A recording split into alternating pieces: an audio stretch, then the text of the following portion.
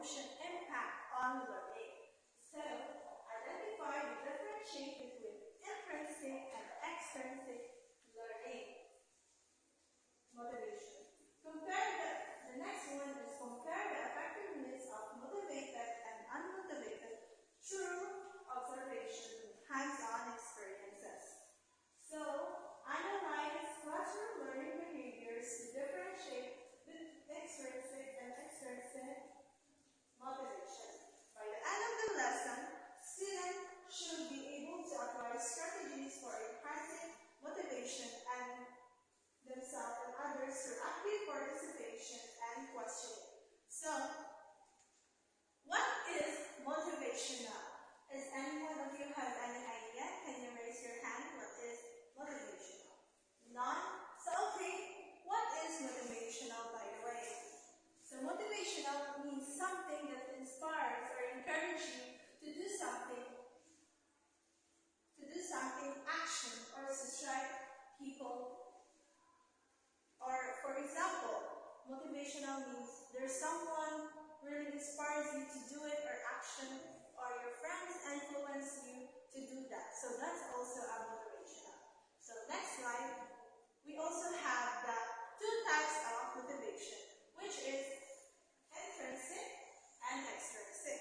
So we will just talk about intrinsic. What is intrinsic? Means that your motivation comes from within you. For example of this, intrinsic is when you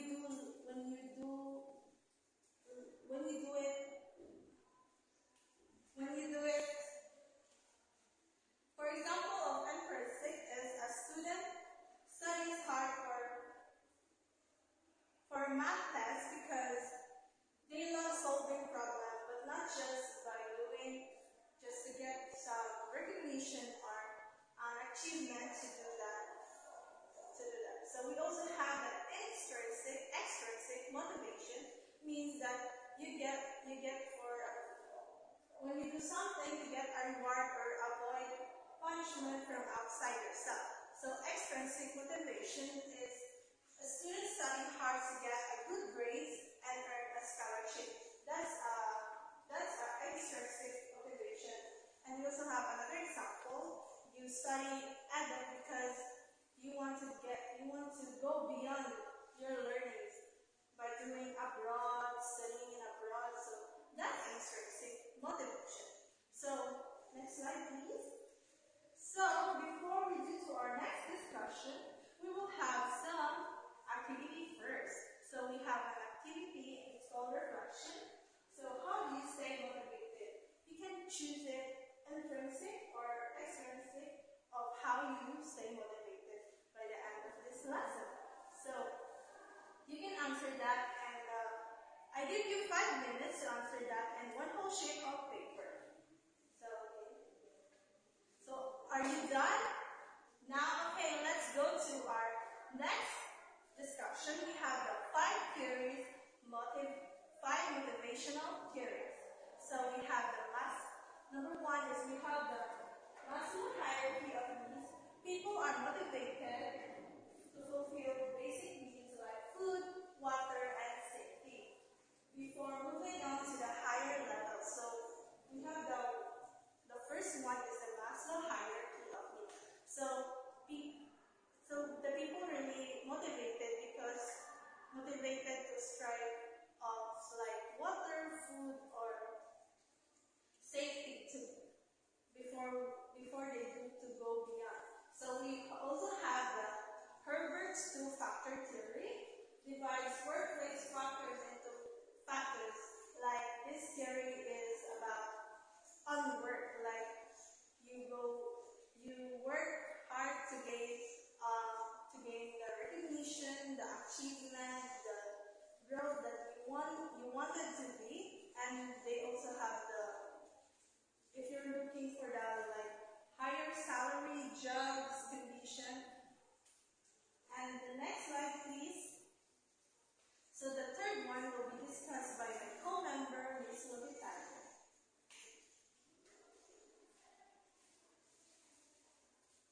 Kailan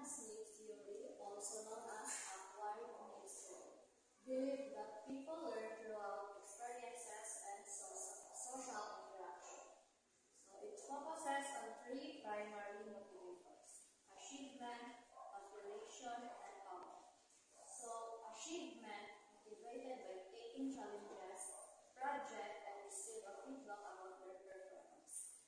They recognize their accomplishment and tend to work alone. The next is affiliation. Affiliation is motivated by doing teamwork and by communicating. And number 3 is power. Power feel motivated and want to be influenced to others and lead a team and make decisions for themselves. And next theory is the Bloom expectancy theory of motivation. So this motivation is based on the belief that effort will lead to performance and performance will lead to desired rewards. So it's about three key demands. The number 1 is expectancy, effort, performance. Example of this is a child believes that if they try their best to complete a puzzle, they will succeed in finishing it. And number 2 is instrumentality. A child believes that if they finish the puzzle, they will receive praise from their parents, and that is the example of instrumentality. And the last is the balance. Example of this is a child values the praise from their parents and the feeling of accomplishment when they finish the puzzle. So next theory is the self-determination theory. So this theory focuses on internal growth, personal fulfillment, and psychological well-being. When they feel autonomy, competence, and relatedness, they are likely to engage in activities of genuine interest and enjoyment. So before we go, I hope you understand our discussion about the 5 theories, 5 motivational theories. So before we go to our next discussion, we will have a second activity first, which is define and identify the example through image if this is unmotivated or motivated. So I have a picture here. You can identify if this is motivated or unmotivated. So can you see at the back the picture clearly? Okay, so they can see it. So this one, first picture, we have this picture. Is this unmotivated or motivated? You can answer this in your one whole sheet of paper. So, okay, are you done? So let's now proceed to the next picture. How about this? Is this unmotivated or motivated? Okay, next picture.